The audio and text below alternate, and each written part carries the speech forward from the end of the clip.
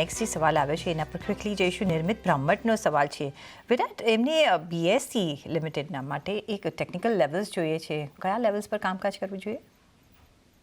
એસીમાં અગર આપણે હમણાં રિસેન્ટનું જોઈએ તો એક સારું એવું બાઉન્સ આપણને આવતું જોવા મળ્યું છે, જ્યાં નિયરલી આપણે નીચેની સાઈડ પર જોયું હતું કે 1200 રૂપિયાની આસપાસ લેવલ્સ બનતા જોવા મળ્યા હતા. ત્યાંથી સ્ટ્રેટ જાવ within a very short time spam આપણે 2500 સુધીના લેવલ્સ પર બનતા જોવા મળ્યા. તો ક્યાંક ને ક્યાંક અત્યારના થોડું ઓવરબોટ ટેરેટરીની આસપાસ ટ્રેડ થતો જોવા મળી રહ્યું છે. તો અહીંયા તમે બાય ઓન ડિપની સ્ટ્રેટેજી ફોલો કરીને ચાલી શકો છો. કારણ કે અગર જો ઘટાડો આવે કાઉન્ટરમાં તો એક સારી એન્ટ્રી પોઈન્ટ હોઈ શકે છે, એક સારી ઓપોર્ચ્યુનિટી હોઈ શકે છે લોંગ રન માટે. ઓવરઓલ ચાર્ટ સેટની વાત કરીએ તો ઘણા બુલિશ છે. પ્રાઇમરી સેકન્ડરી બધા જ ટ્રેન્ડ પર અત્યારના આપણને સારી બુલિશ મોમેન્ટમ બનતી જોવા મળી રહી છે. પરંતુ જે રીતે અગર આપણે શોર્ટર પીરિયડ પર જોઈએ તો ત્યાં ક્યાંક ને ક્યાંક હાયર એન્ડ પર આપણને કન્સોલિડેશન બનતું જોવા મળી શકે છે, થોડું કરેક્શન આવતું જોવા મળી શકે છે.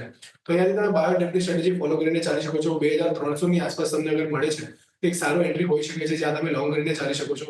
નીચે 2100 ની આસપાસનો સ્ટોપ લોસ મેન્ટેન કરવો, ઉપરમાં 2750 સુધીના ટાર્ગેટ તમે નિયર ફ્યુચરમાં બધા જોવા મળી શકે છે બીએસસી માટે. તો ફિલહાલ માટે કરંટ પ્રાઇસ પર અગ્રેસિવલી બાય નહીં કરો. અગર ઘટાડો આવે છે તો ત્યાં તમે બાય કરીને ચાલવાની સલાહ રહેશે.